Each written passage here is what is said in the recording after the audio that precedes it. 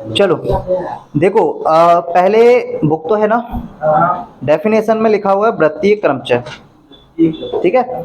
और वृत्तीय क्रमचय में अगर तुम लोगों को उसकी डेफिनेशन लिखना है तो लिख सकते हो, ठीक है। वृत्तीय क्रमचय में क्या होगा, सारे के सारे जो हम लोगों को क्रमचयों को रखने का तरीका होगा वो किस में होगा, सारे के सारे व्रत के अंदर, है ना। व्रत के अंदर रखना रहेगा। तो व्रत के अंदर हम लोग, हो सकता है एक फूल की माला हो सकती है ना, या कुछ स्टूडेंट के समूह को हम लोग उसमें रख सकते हैं, है ना। तो किस तरीके से रख सकते हैं, या तो आप कंटिन्यू जैसे दिए हुए हैं उसी फॉर्म में रख लो, या हो सकता है किसी के कॉम्बिनेशन में रख लो कि एक लड़के के बाद एक लड़की ही होनी चाहिए, या अगर 7 लोगों को एक टेबल के आसपास बिठाना है तो 4 लड़के जो है वो एक साथ होना चाहिए, 3 लड़कियां एक साथ होना चाहिए। तो इस तरीके से बहुत सारे कॉम्बिनेशन बन सकते हैं। तो उन सारे कॉम्बिनेशंस को निकालने के लिए हम लोगों के पास फॉर्मूले हैं, ठीक है। देखो, या तो आप उनको दक्षिणावर्त क्रम में रखोगे या रखोगे किसमें, वामावर्त, है ना। या तो आप क्लॉकवाइज रखोगे या एंटी क्लॉकवाइज रखोगे। तो इसमें भी 2 कंडीशन इस तरीके की बनती हैं, जैसे कि पहली कंडीशन लिखी हुई है, एक वृत्ताकार क्रमचय जिनमें दक्षिणावर्त और वामावर्त दिशाओं में कोई भेद नहीं होता, जैसे कि माला में मोतियों के क्रमचय। जब एक माला बनाते हैं तो उसमें जो फूल होते हैं वो मान लो कि सारे गेंदे के ही हैं, तो फिर आप चाहे उसको दक्षिणावर्त गिनो चाहे आप उसको वामावर्त गिनो, फूल तो वही है, तो पोजीशन भी सबकी सेम आने वाली है, ठीक है। तो उस केस में हम, हाँ, उस केस में हम लोगों के पास फॉर्मूला अलग होगा। और ऐसे वृत्ताकार क्रमचय जिनमें दक्षिणावर्त और वामावर्त क्रम में भेद होता है ना, गोल मेज के चारों तरफ जैसे पुरुषों को बिठाया गया है, पुरुष या स्टूडेंट कोई भी हो सकता है, तो उनमें सभी लोग एक दूसरे से डिफरेंट ही होते हैं, तो उसमें उनकी पोजीशन चेंज हो जाएगी। अगर एक तरफ से गिनोगे तो नंबरिंग कुछ अलग आएगी, दूसरी तरफ से गिनोगे तो नंबरिंग कुछ अलग आएगी। तो पहले वाले केस में प्रमेय नंबर फर्स्ट तुमको लिखना है, ठीक है, जिसमें लिखा हुआ है NP/R डिवाइडेड बाय R, है ना। उसमें केस है जबकि दक्षिणावर्त और वामावर्त में कोई भेद नहीं है, ठीक। और दूसरा केस है जिसमें NP/R/2R जबकि दोनों में भेद है, ठीक है। अच्छा, फर्स्ट वाला है जिसमें भेद है NP/R डिवाइडेड बाय R, और सेकंड वाला है NP/R डिवाइडेड बाय 2R जिसमें कोई भेद नहीं है। तो ये 2 कंडीशन लिख लो, बाकी अपन क्वेश्चन पे चल रहे हैं डायरेक्ट। और किसी को लगे वृत्तीय क्रमचय की डेफिनेशन लिखना है तो लिखी हुई है ना, लिख लेना, लिखना है तो। नहीं, NCERT इसमें से एक भी नहीं है, बट ठीक है। एग्जाम्पल नंबर फर्स्ट, NCERT मत देखो, मैंने बोला पहले भी कि जो किसी साल में आए होंगे तो ही वो NCERT लगा मिलेगा, अदरवाइज क्वेश्चन तो होंगे लेकिन NCERT नहीं मिलेगा। 8 मित्रों को एक गोल मेज के चारों ओर कितनी विधियों में बिठाया जा सकता है। 8 मित्र हैं और 8 को एक गोल मेज के ऊपर बिठाना है, ठीक है। पहला, दूसरा, तीसरा, चौथा, पांचवा, छठवा, सातवां और 8वां वो खुद ही हो जाएगा। तो पहला, दूसरा, तीसरा, चौथा, पांचवा, छठवा, सातवां, 8वां। अब मैं अगर इसको क्लॉकवाइज गिनूंगा तो भी 8वां यही आने वाला है, इधर से गिनूंगा तो भी मुझे वापस से 8वां यही मिलेगा, और मैं अगर इधर से गिनूंगा तो भी मुझे 8वां कौन मिलेगा, यही मिलेगा। इसलिए ये 2 बार मिलता है, एक बार इधर से गिनोगे तो भी, इधर से गिनोगे तो भी। तो इसका आंसर करने के लिए हमेशा क्या करोगे, 8 मित्रों को एक गोल मेज के चारों तरफ बिठाने का जो तरीका होगा, 8 - 1 का फैक्टोरियल, इसका मतलब हो जाएगा 7 का फैक्टोरियल, और 7 का फैक्टोरियल का आंसर आएगा तुम्हारे पास 5040, ठीक है। तो गोल मेज के चारों तरफ जब भी बिठाने का बोला जाएगा तो हमेशा एक पोजीशन उसमें एक्स्ट्रा आती है। जब इधर से गिनोगे तो भी 8वें नंबर पे वही आएगा, इधर से गिनोगे तो भी 8वें पे वही आएगा। इसलिए 8 - 1 7 का फैक्टोरियल, और आंसर आ जाएगा 5040, ठीक। करो जल्दी से, वो पूरा लिख के करना, ठीक है ना। बस उसमें माला हमेशा ऐसे ही बनेगी, 1 2 3 4 5 6, इधर से भी गिनोगे हमेशा एक फूल एक्स्ट्रा ही आने वाला है, चाहे इधर से गिनोगे तो भी और इधर से गिनोगे तो भी, है ना। हाँ, जैसे 6 इधर से आया तो वापस से जब काउंटिंग करोगे तो वापस से 6 इधर ही पे कंप्लीट होगा। तो दोनों तरफ से हम लोग मान के चलते हैं कि एक फुल हमेशा एक्स्ट्रा आता है, क्योंकि गोल राउंड में ये माला है तो आप खुली तो रखोगे नहीं, पैक ही करोगे।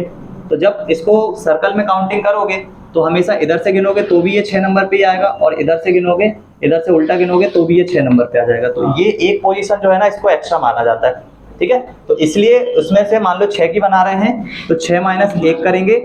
और चूंकि माला की बात है, देखो व्यक्ति जो होते हैं वो हर एक दूसरे से डिफरेंट होते हैं, इसलिए हम लोग 2 से डिवाइड नहीं करते, लेकिन फूल जो है वो एक जैसे ही होते हैं, इसलिए हम लोग इस पूरी वैल्यू को किससे मल्टीप्लाई करके चलेंगे, ओ डिवाइड करके चलेंगे 2 से। 6 में से 1 जाएगा तो आंसर आएगा 5 का फैक्टोरियल, और इसको 2 से क्या कर देंगे, डिवाइड। 2 से डिवाइड करने का 5 का जो फैक्टोरियल आता है वो कितना आता है, 120। 2 से डिवाइड करेंगे 60 आ जाएगा, ठीक है।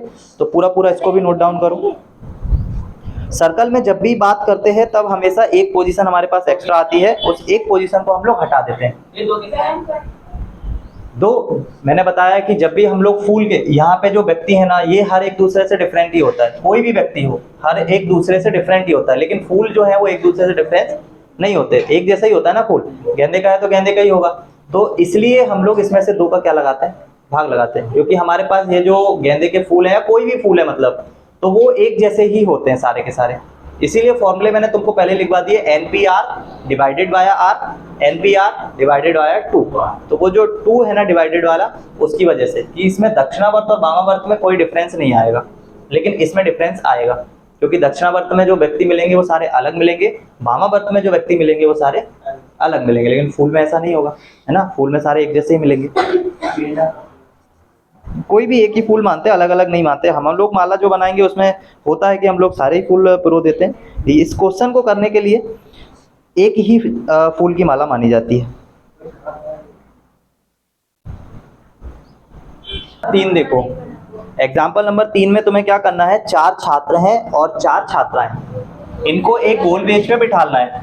तो वैसे ही जैसे हमने अभी 8 को बिठाना था तो उसमें से 1 माइनस किया था, तो ओवरऑल हमारे पास टोटल कितने बच्चे हो रहे हैं, 8 ही हो रहे हैं, है ना। उसमें से 4 लड़के हैं, 4 लड़कियां हैं, और क्रम इस तरीके का रखना है कि हमेशा 2 लड़कियां साथ में नहीं बैठना चाहिए, है ना।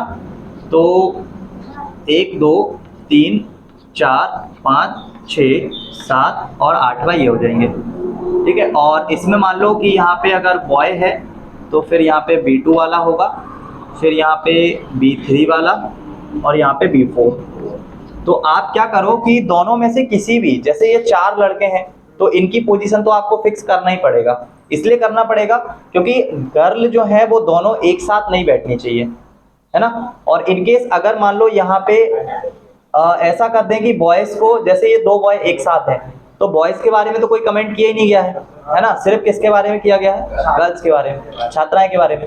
वो कभी भी, अरे यार 2 मिनट रुको, 8 तो हुए नहीं ना, 1 2 3 4 5 6 7 8, ठीक है। तो गर्ल्स को फिर 4 कोई भी पोजीशन पे बिठा सकते हो। तो ये पोजीशन फिक्स हो गई ना, तो अभी इधर से गिनोगे तो भी वही कि चौथे नंबर पे ये आएगा, इधर से गिनोगे तो भी चौथे नंबर पे यही आने वाला है। तो इस कंडीशन पे हम लोग चाहे बॉयज में से घटा दो 1 या गर्ल्स में से घटा दो, जिसमें से भी तुमको घटाना है। तो बॉयज में से अगर घटाओगे तो 4 माइनस 1 का फैक्टोरियल, इसका मतलब कितना आ जाएगा, 3 का फैक्टोरियल। या गर्ल्स में से घटा लोगे तो भी आ जाएगा कितना, 4 माइनस 1 बराबर, तो किसी भी एक की पोजीशन में से घटा लो, क्योंकि ओवरऑल जब इसकी काउंटिंग करोगे तो 8 लोग रहेंगे, हम लोग की काउंटिंग में सिर्फ 7 ही आएंगे, ठीक है। क्योंकि एक को हम लोग मानेंगे कि इधर से और इधर से दोनों तरफ से एक्स्ट्रा आ रहा है। तो दोनों में से किसी एक को ले लो, किसी का भी एक का फैक्टोरियल, 3 का फैक्टोरियल दोनों ही से आएगा, तो दोनों में से एक का फैक्टोरियल ले लो, जो कि आंसर कितना आ जाएगा, 6। और अब जो पोजीशन बच रही है 4, 1 2 3 4, उन 4 पोजीशंस पे गर्ल्स को बिठा सकते हो। तो इसमें ये पोजीशन ऐसी रहेगी जिसमें कोई भी 2 गर्ल एक साथ नहीं बैठेगी। तो 4 का फैक्टोरियल ले जाएगा 24, और दोनों ये जो केस हैं ये एक ही टेबल की बात हो रही है, इसलिए आंसर आ जाएगा कितना, 72 7 दूनी 14, 144 कितना है आंसर, 144 है, ठीक। तो ये इसका आंसर होगा 144। कैसे आया ये मैंने बता दिया। तो एग्जाम्पल नंबर 3 को भी लिख लो, उसके बाद लास्ट करेंगे एग्जाम्पल नंबर 4, ठीक है। फिर ये एक्सरसाइज तुम लोग करके लेकर आओगे।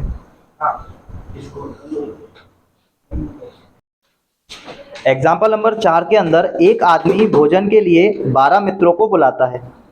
उनमें से 7 को एक मेज पर और 5 को दूसरी मेज पर बिठाता है।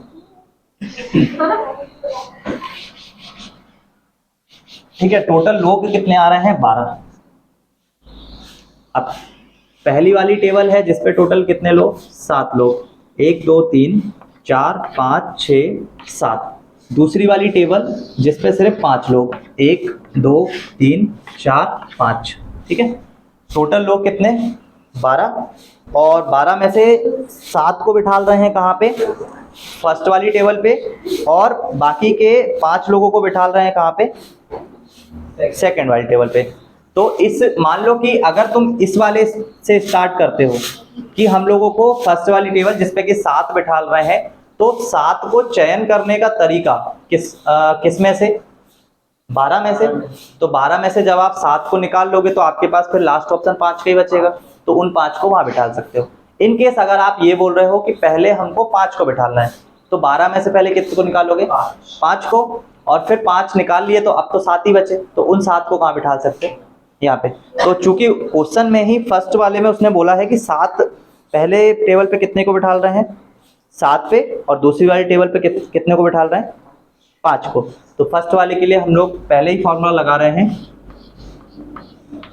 और जब ये फॉर्मूला लगाते हैं तो इधर जो व्यक्ति बैठेंगे वो कंफर्म है, या तो आप दक्षिणावर्त गिनोगे तो आपको अलग मिलेंगे, और वामावर्त गिनोगे तो भी आपको अलग मिलेंगे। तो उस केस में हम लोग सिर्फ 7 से मतलब NPR और डिवाइड करते हैं सिर्फ R। उस केस में 2R करते हैं जिस केस में हमारे पास फूल की बात की गई हो, है ना, क्योंकि उसमें दक्षिणावर्त और वामावर्त की पोजीशन सेम रहेगी। इस वाले में सेम नहीं रहेगी।